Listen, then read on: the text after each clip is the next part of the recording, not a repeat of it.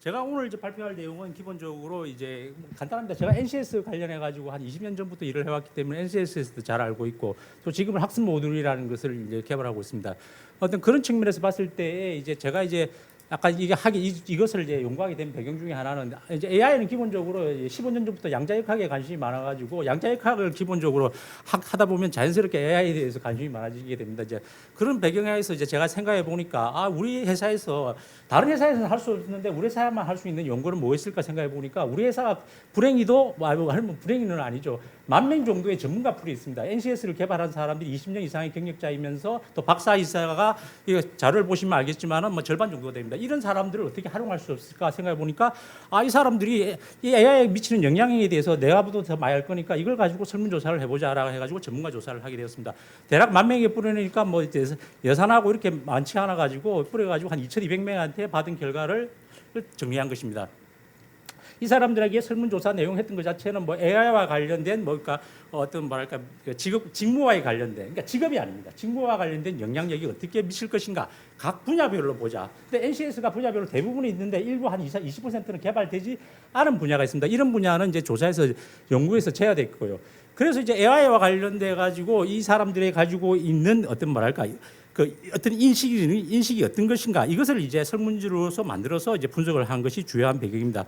여기서 이제 설문의 내용이 방대한데 발표상에서 주요한 것만 밝히자 그러면 AI가 결국은 미래라 그러면 5에서 10년 정도 있었을 사이에서의 미래에 있어서 어느 정도로 영향을 각 직무, 그러니까 분야가 24개가 있는데 24개 직무 분야에서 어떠한 영향을 끼칠 거라는 걸 인식하고 있는가를 이제 조사를 이것을 이제 어떤 뭐랄까 개처화된 점수로서 계량하여서 이제 이것을 분석한 것입니다. 여기서 나타난 큰 특징은 뭐냐면은 첫 번째가 AI와 관련해 가지고 이렇게 AI에 대해서 잘 알고, 그러니까 전문가들 가운데도 생성형 AI를 라든지 이런 것을 자주 쓰고 회사에서도 AI를 많이 활용한 사람이 있고 많이 활용하지 않는 사람이 있지 않습니까? 이것을 이제 설문지에서 내용에서 분석을 해보니까 현격하게 차이가 있었습니다. AI를 그러니까 기준 집단에서 잘 활용하는 집단과 그리고 AI를 기본적으로에 대해서 인식이 낮은 사람에 비해서 응답에 있어서 직무 수행의 방식이라든지 부가가치 창출이라든지 직무 변화가 5년 내 직무 변화라든지 10년 내 직무 변화에 대해서 또 AI에 대한 위기의식이라든지 또 인력 채용과 관련된 영향력이라든지 아니면 뭐 AI가 노동력 부족 앞으로 이제 인구절벽 시대에 노동력 부족의 대안으로서의 가능성 이런 거와 관련해 가지고 전혀 T-테스트를 해보면 다 전혀 다르게 응답하고 있다는 걸 이제 통계적으로 보는 겁니다. 이걸 그래프로서 증명하는 게 그것입니다. AI에 대해서 인식도가 그러니까 단계를 1회부터 10점까지 점수를 보니까 3점이 제일 낮겠죠. 근데 10점으로 갈수록 AI의 영향력에 대해서 각 문항의 점수가 영향을 높게 평가합니다. 리커드형 5점 체크에 있어서 이 AI가 영향을 그러니까 많이 알면 알수록 AI의 영향력이 크다라고 인식을 하고 응답한다는 것입니다. 이게 사실 어떻게 보면은 하나의 중요한 포인트가 됩니다. 이 중요한 포인트는 뭐냐면은 기본적으로 AI에 대한 리터러시가 높을수록 AI를 활용도도 높고 그도 여기 잘 대응을 할 수 있다라는 어떤 가정이 성립된다는 겁니다. 자, 이런 어떤 거에 근데 기존에 이제 제가 여기서 AI와 관련해 가지고 수많은 연구가 있는데 사실 제가 같은 경우도 이제 많은 리터러시를 그러니까 AI에 관련된 연구를 선행 연구를 하다 보면은 일반적으로 발견되는 특성이 있습니다. 그래서 사실 어떻게 보면 제가 생각하기에 AI와 관련된 상당 부분의 연구는 한계성이 있다고 생각하는데 저도 그래서 그 연구의 한계성을 밝혔습니다. 이것이 뭐냐면은 일단 AI를 기본적으로 AI를 너무 뭐랄까 여러분 생각하기에는 옛날에는 그렇지 않습니까? 우리가 커피라 그러면은 뭐 다방에서 나오는 커피 생각했지 않습니까? 그래가지고 다방에 가가지고 뭐 이렇게 시골에서 20년 전에 가가지고 나는 아이스 아메리카노, 나는 카페 모카, 나는 뭐 카페 라떼 이렇게 시키면 다방 아가씨가 이러지 않습니까? 모다 커피 셋. 이래 되듯이 기본적으로 AI가 기본적으로 다 다른데 그냥 다 AI라고 생각하고 사람들이 연구한다는 겁니다. 이것은 불명한 오류입니다. AI는 개발적으로 과거에 우리가 옛날에 뭐 대운 세탁기에서 기본적으로 퍼지 기능 이것도 AI고 지금 생성형 AI도 AI고 휴머노이드도 AI입니다. 그러니까 이 AI는 다 다른데 한 바구니에 놓고 AI를 분석하기 때문에 잘못된 연구 결과를 그러니까 도출하는 경우가 많다는 것을 인지해야 됩니다. 저도 이 부분에 대해서 많은 신경을 썼습니다. 두 번째는 뭐냐면은 AI를 연구하는 사람들이 이 일자리를 이게 사실 제가 가진 NCS 같이 자비의 문제고 컴피턴스의 문제지 않습니까? 이게 자비라는 개념을 충실히 이해해야 될 필요가 있습니다. 그러니까 NCS 그러니까 그건 뭐냐면 일자리 문제하고 직무의 대체 문제는 다릅니다. 그러니까 직무를 보조할 것이냐, 직무를 대체할 것이냐, 아니면 일자리를 대체할 것인데 많은 사람들이 직무의 대체의 문제를 일자리 대체의 문제로 연결시키는 경향이 있다라는 것이 일반적으로 바탕을 특성입니다. 이런 관점에서 봤을 때에 이제 AI와 관련해 가지고 이제 대화를 그러니까 저도 이제 기본적으로 AI가 가지고 있는 직무하고 어떤 상관관계가 있는지를 이제 상관관계 분석을 해봤습니다. 여기 보시면은 대부분 다 진하게 나오지 않습니까? 이게 뭘 의미하냐면은 AI가 가지고 있는 것 자체가 우리가 일반적으로 그러니까 모든 어떤 뭐랄까 직무라는 것은 어떤 뭐랄까 기술적인 특성도 있고 또 지식적인 특성도 있고 태도적인 측면도 있거든요. 이게 직무 분석의 기본이거든요. 그 다음에 어떤 직무는 복잡한 직무도 있고 자율성이 있는 직무도 있고 문제 해결과 관련된 직무도 있고 또 어떤 직무는 영향력이 높은 것도 있고 낮은 것도 있고 이게 경영에서 일반 말하는 어떤 직무를 성격을 분류하는 여러 가지 투시인데 어떠한 틀에도 대부분 다 영향을 미친다는 겁니다. 이게 하나의 시사점이고요. 근데 여기서 하나 딱 보시면 아시겠지만 직업 규제와 관련돼 가지고는 굉장히 위클리하거나 영향을 미치지 않고 심지어는 이제 부의 영향, 퍼셉션 AI 같은 경우는 예를 들어야면 부의 영향을 미칩니다. 그 다음에 제너러티브 AI 같은 경우는 기술 규제와 가지고 거의 영향이 없고 통계적으로 유효하지 않죠. 그러니까 이게 하나의 시사점이 있습니다. 그러니까 AI가 기본적으로 우리가 직무에 영향을 미치는 데에 보건 의료부와 같이 면허로서 대부분 규제된 직업에서는 영향을 미치기가 상대적으로 어려울 것이다라는 것을 시사하는 것입니다. 그다음에 에이전틱 AI가 관련해 가지고는 여기 보시면은 기본적으로 하나도 이렇게 유의하게 안 나타나죠. 근데 이거는 기본적으로 통계가 분석이 잘못된 것이 아니고 사실 똑바로 조사된 것입니다. 에이전틱 AI라는 개념 자체가 지금은 여러분들이 어느 정도 여기 계신 분들은 지금 이해하고 있지만은 이 조사 자체가 작년 가을에 이루어졌거든요. 한 8, 9월에 이루어졌는데 그 당시에는 기본적으로 이 개념 자체도 사람들이 아는 사람이 없었어요. 그러니까 이게 자체가 상관관계가 안 나오는 거예요, 기본적으로. 이런 특성 때문에 나타나는 것입니다. 에이전틱 AI라는 이 AI의 개념 자체가 연구에 대해서 저는 이제 이걸 썼는데 퍼셉션 AI라는 개념을 사용하기도 하고 그 다음에 에이전틱 AI라는 개념, 그 다음 생성형 AI, 그 다음 피지컬 AI 이 개념을 썼는데 사실 이것도 제가 쓴 게 아니고 젠슨 항이 기본적으로 CES 올 1월 달에 미국 라스베가스에서 하는 CES 컨퍼런스에서 이 개념을 이제 홍보했기 때문에 그나마 사람들이 받아들이고 쓰는 거예요. 그 전까지는 뭐 연결주의니 아니면 뭐 이렇게 뭐 상징주의니 이렇게 해가지고 어려운 개념 써가지고 또 실제 그걸 적용해서 레귤레이션 시키라고 보면 맞지도 않아요, 제가 보기에는. 근데 AI와 관련돼가지고 연구가 앞으로 이렇게 더 성숙하기 위해서는 AI에 대한 정교한 기본적으로 유형을 구분해서 연구하는 것이 중요하다는 게 제 임플리케이션이 있는 부분입니다.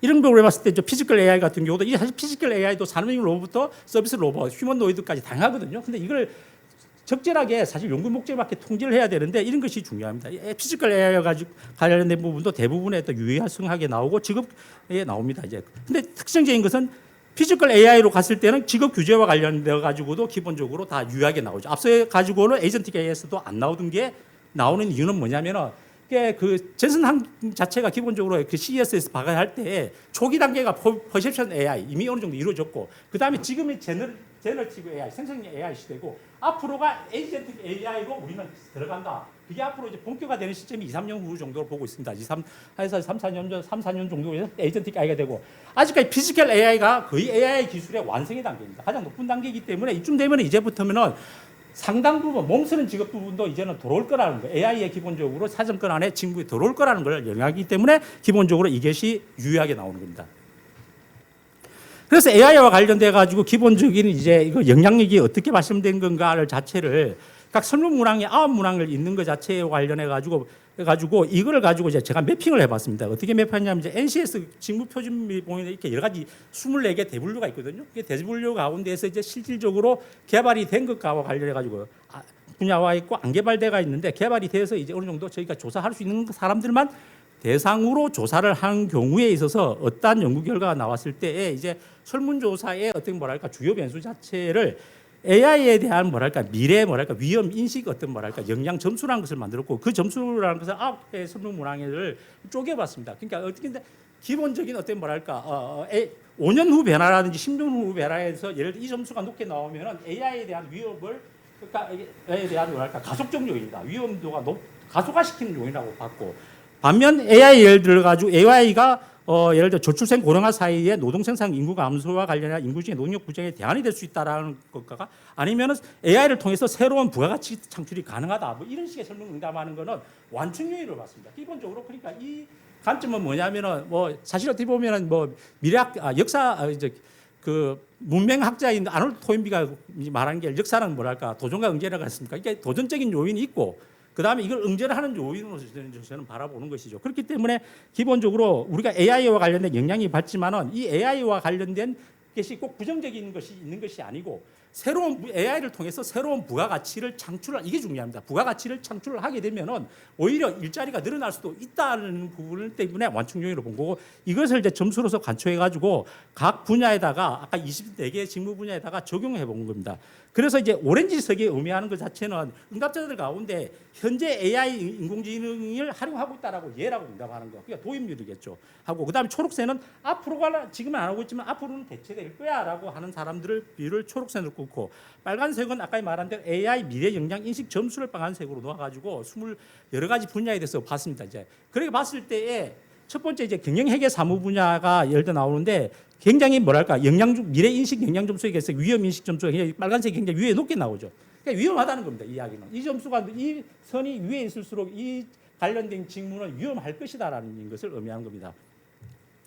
반면 여기서 보면은 이제 그 현재 활용도 정도는 0.63 정도에 나타나거든요. 그리고 노출 지수 같은 경우 이 그래프를 샘플로 설명하는 이유는 뭐냐면 이제 다른 문헌에 줬을 때 제 연구가 아니고 다른 연구에서 봤을 때도 이 정도로 추정하더라. 그러니까 그러니까 우리 조사가 설문조사가 어느 정도 예를 들어 객관성이 있는가를 다른 성형 연구하고 비교해 보는 거죠. 그렇게 봤을 때 이 그래프에서 요거는 좀 신뢰도가 높겠구나. 그러니까 그 오렌지 선가 기본적으로 맨 끝에 있는 그래프에 그게 맞닿을수록 신뢰성이 높다라고 이제 봐야 됩니다. 이제 다른 연구하고도 비슷하니까요. 그렇게 봤을 때에 경영회계 사무 분야는 AI와 관련된 노출 정도가 높다. 그 이유는 경영회계 사무 휴에는 지금 AI가 기본적으로 이미 진입했다 그랬지 않습니까? 생성 AI는 생성형 AI와 관련된 거. 예를 들자면 기획사무, 총무, 인사 이런 재무회계와 관련돼 가지고 기본적으로 이미 활용되고 있는 이미 어느 정도 성숙된 AI와 관련된 거기 때문에 이미 이제 AI의 영향의 사정권에 들어왔다라고 해석하고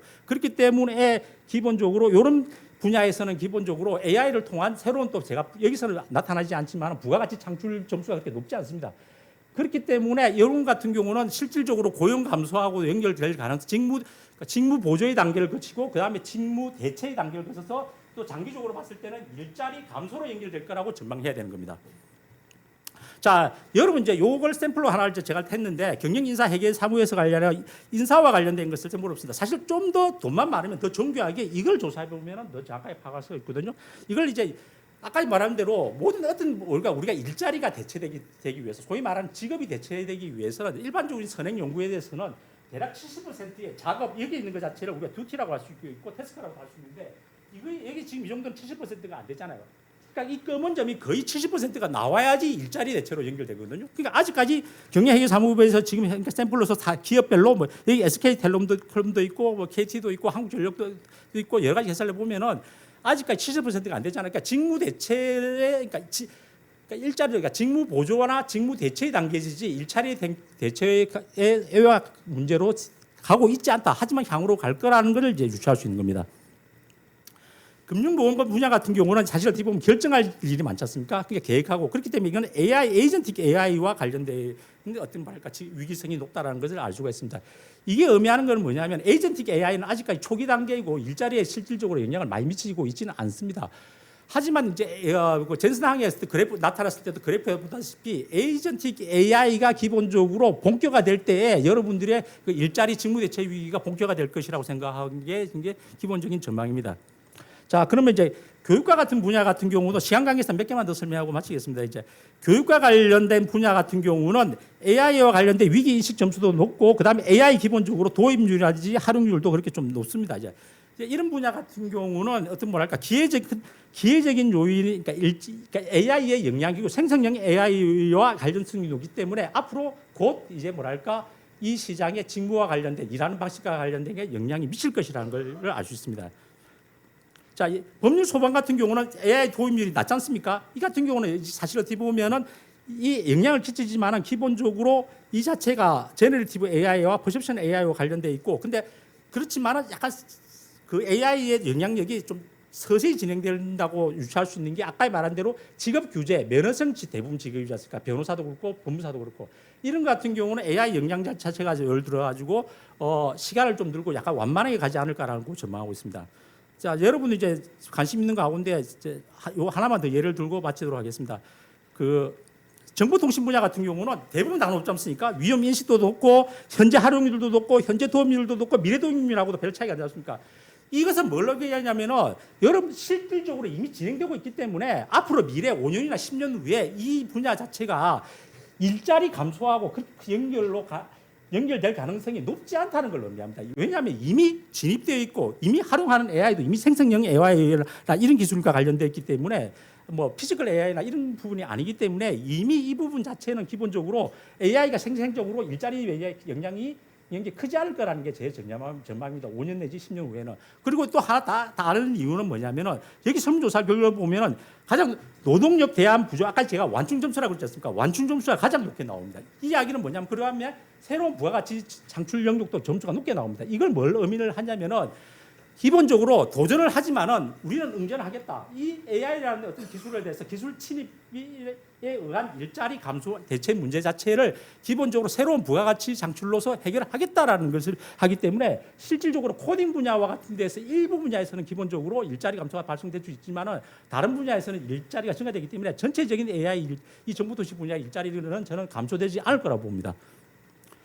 자, 이런 식으로 이제 해석하는 방법을 이제 알게 드렸고요. 반면에서 일자리 감소가 오히려 많이 진행될 것은 이 데비에이션이 크게 인쇄 공개와 같이 실제 그러니까 식품 가격 보면은 이렇게 데비에이션이 크게 벌어지지 않습니까? 이게 이런 분야가 미래 위험합니다.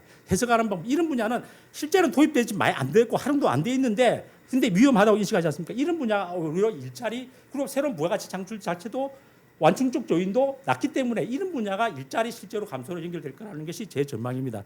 이런 것과 관련해 가지고 AI 마지막 끝으로 이야기 드리고 싶은 거는 AI와 관련해 가지고 중요한 것은 AI는 기본적으로 범용 기술이기 때문에 대부분의 어떤 말할까 기술의 직업의 일자리를 영향을 미칠 것이다. 하지만 AI와 관련해 가지고 중요한 것은 직업의 관점이 아닌 직무의 관점에서 바라야 되고 그렇기 때문에 앞으로는 직무 재설계가 중요할 것이다. 그리고 이러한 것에서 중요한 메시지는 뭐냐면 AI를 통해서 부정적인 어떤 요인 외에 부가가치 창출과 같은 노동력 부자가 같은 기회적인 요인에서 대응하는 것이 중요하다는 것이 제 결론입니다. 이것으로 마치겠습니다. 감사합니다.